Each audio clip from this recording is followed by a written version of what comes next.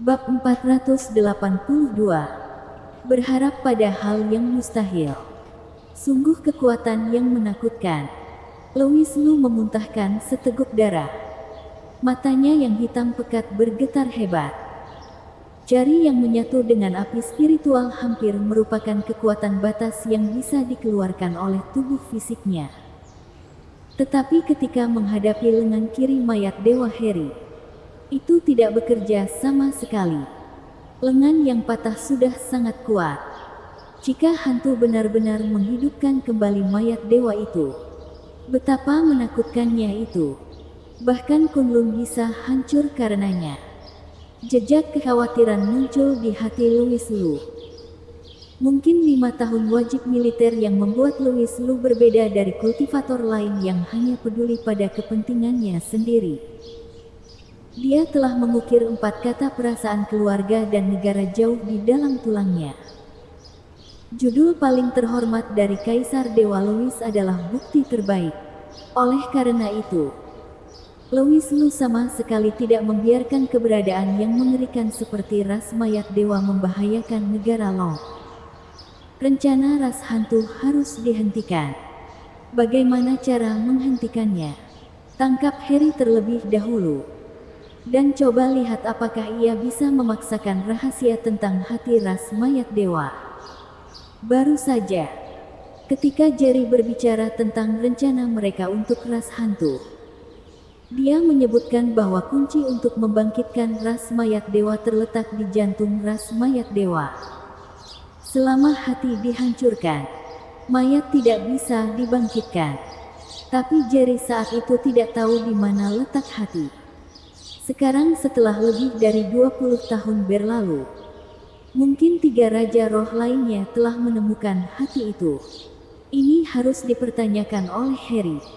Louis Lu banyak berpikir dan berkata kepada Sally Liu yang hendak berlari untuk membantunya, "Kak Sally, aku baik-baik saja.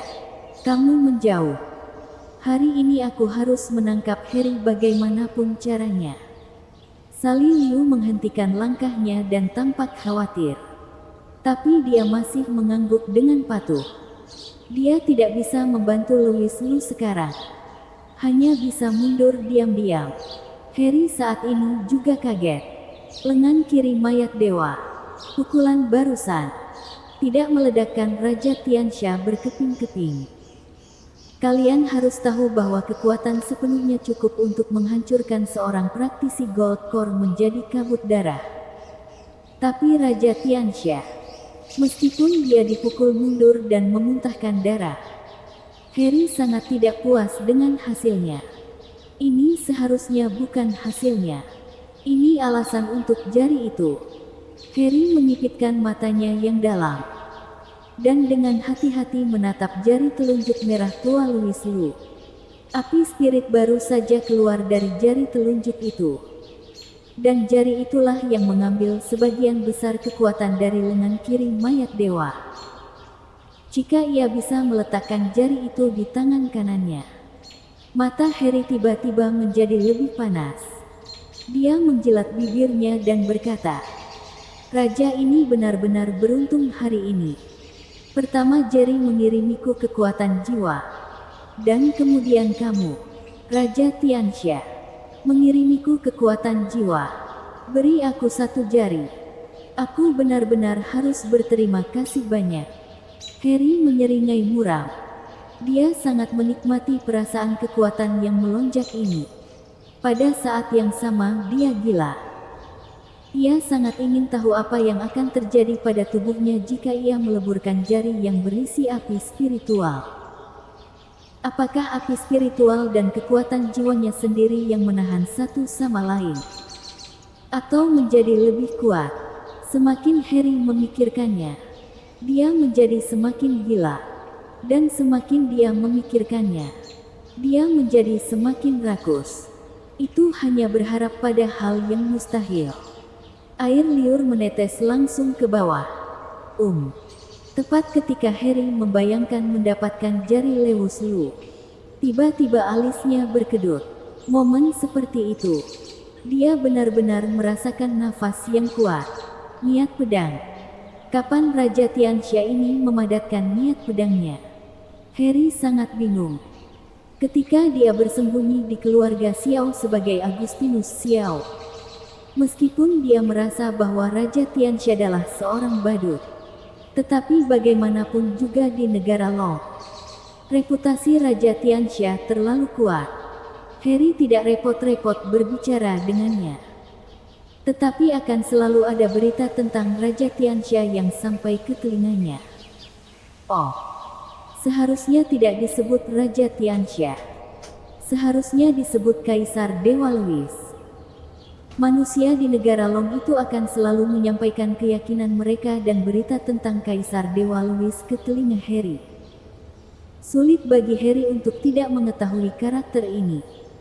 Dia juga tahu bahwa dalam pertempuran puncak Tianxia, Raja Tianxia sendirian mengejutkan ratusan dewa dengan mengandalkan pedang. Siapapun yang tahu sedikit tentang jalan dapat melihat bahwa Raja Tianxia sama sekali tidak mengetahui ilmu pedang.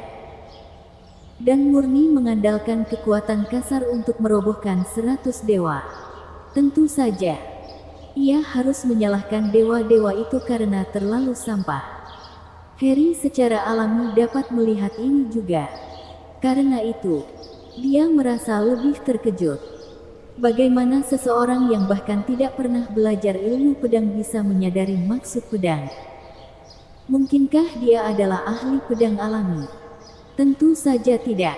Seorang pendekar pedang alami.